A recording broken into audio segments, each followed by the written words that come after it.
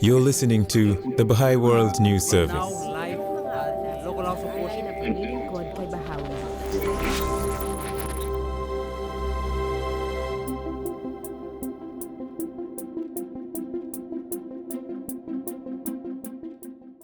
In this episode, we hear from Musonda Kapusa-Linsel, member of the Board of Counsellors in Africa, as she reflects on a remarkable journey of transformation. Over 4 decades in Zambia, material and spiritual educational initiatives offered by the Baha'is of that country have been awakening the latent energies present in people of all ages and channeling them toward the betterment of neighborhoods and villages throughout the country. From the Baha'i World News Service, this is Insights from the Field, a podcast series that provides first-hand accounts of specific Baha'i efforts in the field of action.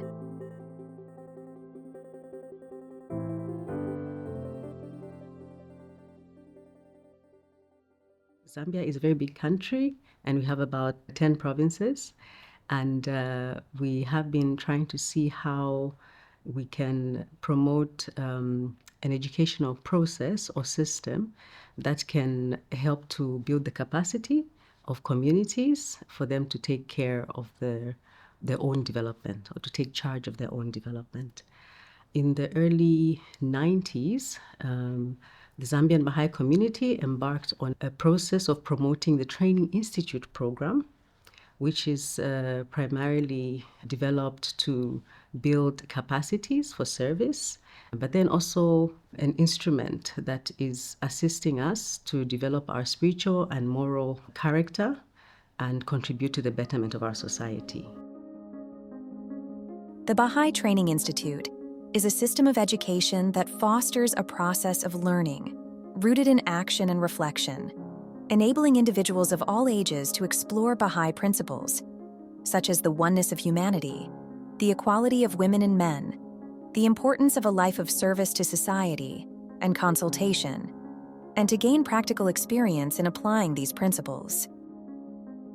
It starts from the level of education for children and education to empower youth and adults so that they may become more aware of their spiritual identity and then also realize the purpose of their lives. So recently, a very pivotal gathering was held at a national level to try and explore what the community of Zambia has been able to learn with regards to having all forms of education that contribute to both spiritual and material progress. In this gathering, we were able to describe the path that we have traded for the last 40 years. We realized that once an individual is connected to the Word of God, they are more conscious about the contribution that they can make in their community. As the Training Institute became more integrated into the life of the community, Musonda Linsel describes how efforts were intensified by the Baha'i community to offer moral and spiritual education to all, with particular attention to the participation of girls. The community of Zambia has really been trying to learn about offering different kinds of education to be able to, of course, to spiritually empower individuals. There was a question of how to think about the education of young girls. And so around the early 90s, the Zambian Baha'i community was able to establish a school for girls. This school is called Banani, and it offers not only academic education, the young girls are also exposed to spiritual and moral education, which contributes to shaping their own character. But then also it helps them see that for an individual to serve humanity, academic education is not enough. The school has been in existence for about 32 years now. Several hundreds of girls have graduated from this school, and they really attribute their achievements in their lives to the character development program that is promoted at the school. Banani has also been quite instrumental in assisting teachers to realize the role that they have as educators in society, and that they're not just educating someone to have academic excellence, but then also they have to educate an individual to have a spiritual and moral character.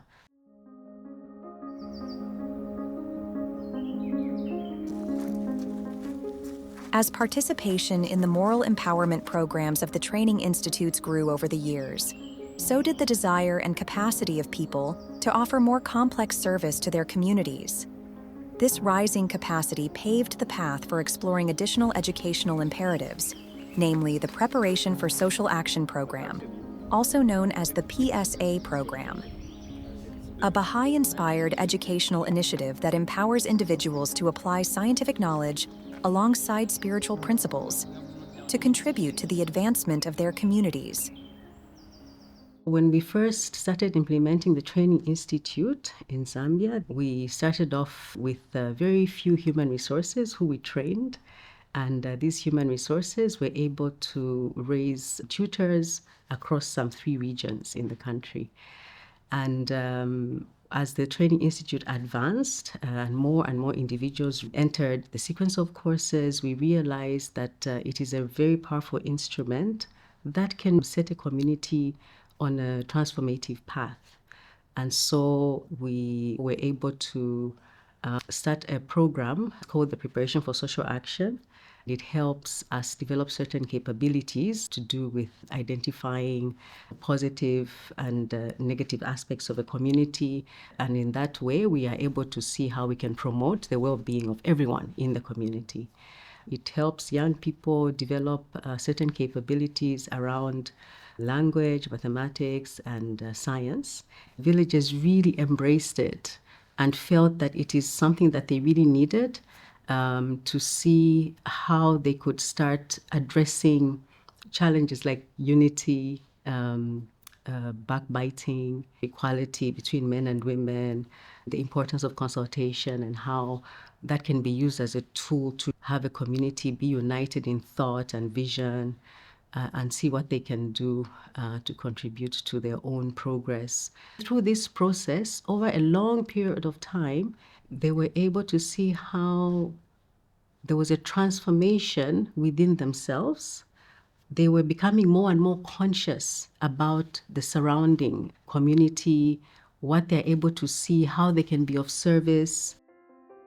The Preparation for Social Action Program has also transformed how people approach health, agriculture, and education, and has raised young graduates of the PSA program, known as Promoters of Community Well-Being. Musonda Linsel shares an account from the Katiola village. For the longest time in this village, traditional medicine would be the source of healing. They realized that some aspects of their traditional beliefs with regards to medicine needed to evolve. The promoters have been collaborating with nearby clinics or health facilities where they offer their service to sensitize the community around preventative methods to avoid getting certain diseases. During the time of COVID, when there was a lot of stigma around the virus, the health facilities actually called the promoters to see if they can sensitize the community about COVID, and then what it is and how we can prevent ourselves from it. The promoters now see themselves to have many capabilities that can help them do certain things that could even be beyond what the community could have imagined. It's like establishing a community center for agriculture, where farmers come together with the promoters and then they learn from each other the best farming practices in the community to see how they can grow food that is more nutritious for the villagers, moving away from aspects of monoculture, but then looking more on the aspects of having a balanced meal. Some of these promoters are even appointed to ward development committees because they've seen that the promoters really have the well-being of the community as their best interest. Another aspect of these educational initiatives has been their impact on young people. particularly youth and young adults, as they are discovering their capacities to contribute meaningfully to community development through a coherent educational system that focuses on growth, both materially and spiritually. After going through the program, they realized that they also needed to enhance their own academic education as well, because then that knowledge would really assist the village to progress even further than where it is now. They're not only looking at education in a very narrow way, they have really embraced the concept of education being very central to their progress. One of the realizations in Katiola village was that the young people, even though they've gone through the Training Institute program and have set themselves on a path of transformation, they noticed themselves that academically they were struggling. And so some of the youth tried to think, what can they do with the knowledge that they've been able to acquire? So they decided amongst themselves to see if they could assist their fellow youth. They decided 3 times a week they would come together with these youth, and then they would go through certain aspects of their studies that they found challenges in. These youth were able to draw on the text from the PSA program, which also help to describe certain scientific or mathematical concepts with language that is a little more understandable than the normal scientific language in the school textbooks.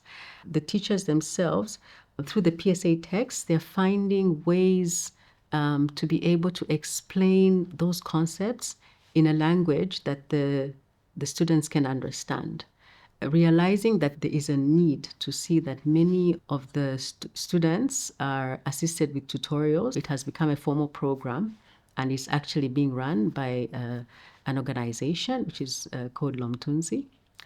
And Lomtunzi means shade. So the tutorial program has also gone from just assisting some maybe 60 to 70 young people to basically assisting everyone in the village. And this has been quite a big achievement for the village. What began as a small peer-to-peer tutoring initiative has now expanded into a formal program serving the entire community, demonstrating how locally developed solutions can address educational gaps.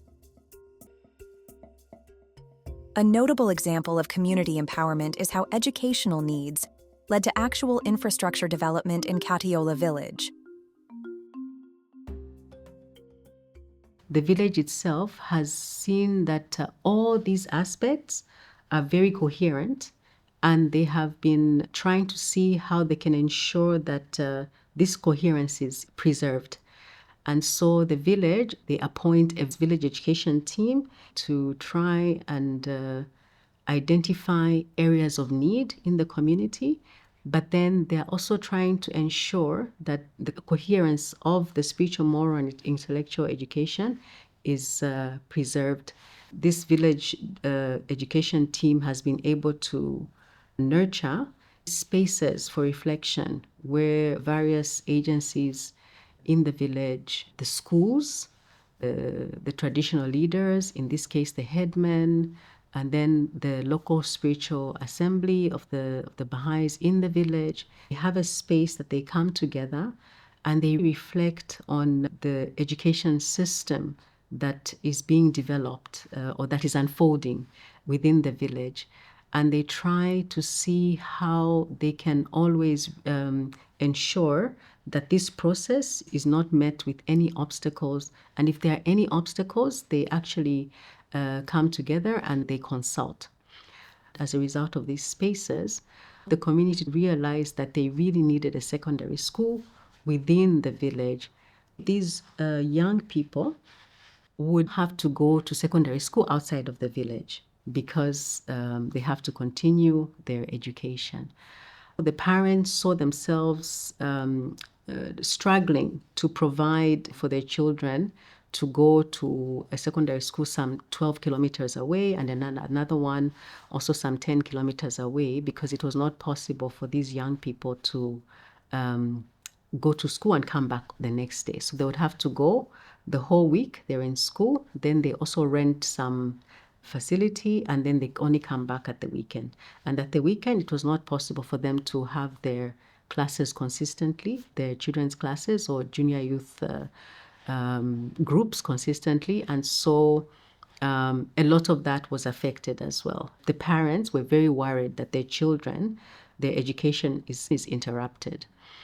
And so in having a space with the community and trying to see how this could be addressed, they even realized further that even the schools where these young people are going to, they often found themselves having to work because the funds that the parents gave them, they would run out of that. And so a number of women who at that particular time also had a gathering were very keen, and they said that they would do everything that they can to see to it that a secondary school is established within the village, because they have seen how the programs that their children are engaged in have really transformed them. The whole community also agreed. And at that particular time, they had asked the government if the government could assist them with the secondary school. The government was not ready, but they had gone ahead and molded some bricks for the building extension. And so through some other external assistance that was mobilized, the school was actually built. This school now is able to have secondary students from grade 10. The good news is that the government agreed, and now the village will have 2 secondary schools.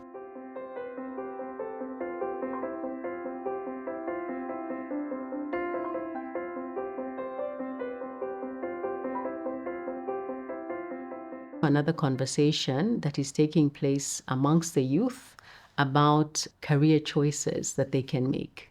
They are really looking at the needs of the community and trying to see what career paths can they select, which will help them to contribute to the progress of the community. They've really found that education is very central to the progress of a society. They would like to study agriculture. Some are thinking of studying nutrition. Others would like to study medicine, environmental health, and also nursing. They have special gatherings. They're called educational conferences. And in these educational conferences, they invite individuals who have studied a certain profession, and they come to these spaces and they actually offer advice. The youth are very set on ensuring that whatever career they choose will contribute to the processes of community life within their village.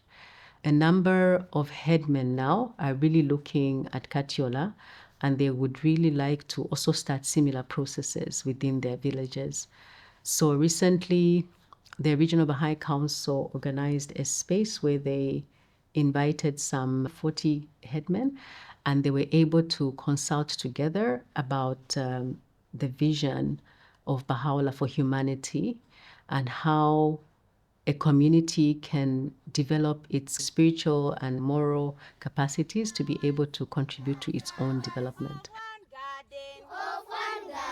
We are leaves. We are leaves. Of one tree. Of one tree. Come and join us. Come and join us. In our quest for unity is a way. The questions that the village is having now is, what does our future look like?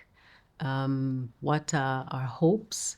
They've realized that through unity, through cooperation and mutual support, having gone through this journey and coming to where they are, their powers can really multiply, and that there is so much that they can do.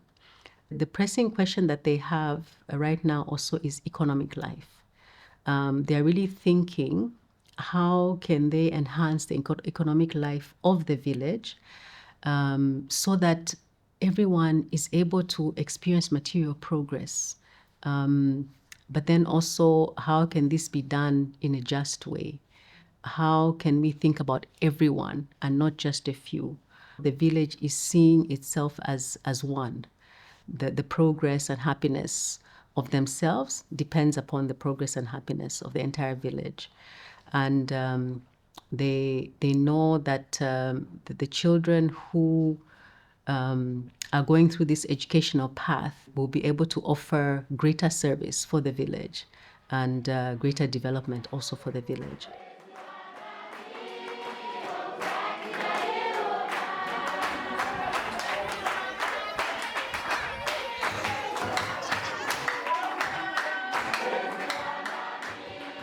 You've been listening to Insights from the Field, a podcast series that provides first-hand accounts of specific Baha'i efforts in the field of action.